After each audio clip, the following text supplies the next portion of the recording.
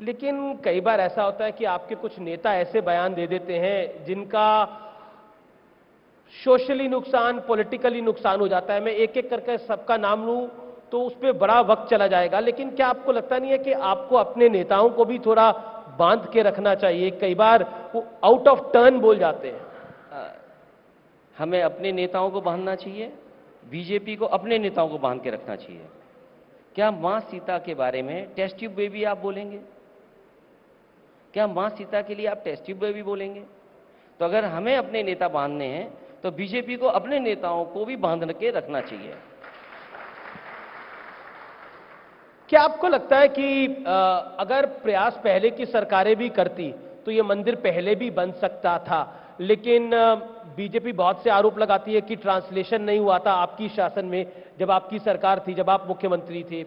उस विषय पर आप क्या कहना चाहते हैं? देखिए, उन लीगल एस्पेक्ट्स पे सबकी चर्चा हुई होगी, और जब सुप्रीम कोर्ट का फैसला आ गया तो हम और आपको कोई उस पर चर्चा नहीं करनी चाहिए। मेरा अगला सवाल है, मैं 32 साल पुरानी एक तस्वीर आपको दिखाना चाहता हूं। इस तस्वीर में कार सेवक हैं, उन पर लाठीचार्ज हो रहा है और आरएसएस वीएचपी इसको बड़ा इशू बनाती है। वो तस्वीर पीछे अभी प्ले होगी।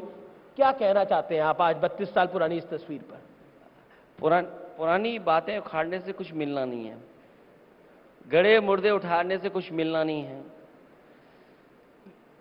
जो संविधान का पालन करेगा, जी, संविधान को पालन करने वाले ही इस देश में पूजे जाएंगे।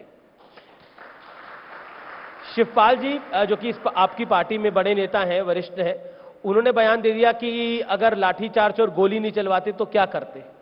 संविधान का पालन करना था हमें। मैंने आपसे क्या कहा? बाबा साहब भीमराव अम्बेडकर जी का जो संविधान है, जो संविधान के पक्ष में होगा, जिसने संविधान बनाया हम उसे भी आज पूछते हैं, जो संविधान के पक्ष में खड़ा होगा हम उसका भी सम्मान करेंगे। क्या आपको लगता है? और जब आप शपथ लेते हैं तो आप शपथ संविधान की लेते हैं, आप शपथ किसी और चीज की नहीं लेते हैं। क्या आप शपथ बदल सकते हैं? मैं कहता हूं कि क्या कोई शपथ किसकी लेगा ये बदली जाएगी? हम सब जब कभी किसी पद पर पहुंचते हैं, उस पद पर शपथ हम संविधान की ही लेते हैं। लेकिन एक सवाल, क्या आपको 32 साल पुरानी वाली घटना जो हुई, आज की तारीख में जब राम मंदिर बन रहा है, तो उसका अफसोस है आपको? बतौर आपकी सरकार थी, मतलब समाजवादी पार्टी की सरकार थी, आप मुख्यमंत्री नहीं थे। क्योंकि आप वो बात रिपीट कर रहे हैं, मैं सवाल पूछ रहा हूं। मैं आपसे एक बात और कह देता हूं जी।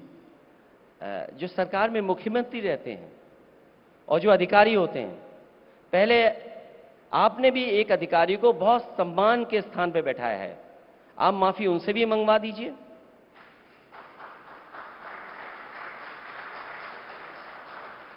पॉलिटिक्स एक परसेप्शन का बहुत बड़ा खेल है। क्या आपको लगता है ये राम मंदिर के परसेप्शन में जिस तरह से दिग्विजय सिंह का बयान आया, विपक्ष के नेताओं का बयान आया, स्वामी प्रसाद मौर्य का बयान आया, या फिर और कुछ कांग्रेस के नेताओं का, एक कर्नाटक के मंत्री हैं उनका बयान आया, उस सब का नुकसान हो रहा है आपका? क्योंकि गठबंधन है इंडिया अलायंस, इसलिए मैं सवाल पूछ रहा हूं आपको। इंडिया गठबंधन जीत के आधार पर बनने जा रहा है। जी। इंडिया गठबंधन और पीडीए हमारी रणनीति भारतीय जनता पार्टी के एनडीए को हराएगी, पीडीए एनडीए को हराएगा, और पीडीए ही हमारी रणनीति है। अगर इंडिया गठबंधन का कोई लीडर कुछ बोल रहा है, हमें उस पर टिप्पणी नहीं करनी, लेकिन हमारी रणनीति अगर कोई है तो वो पीडीए रणनीति है।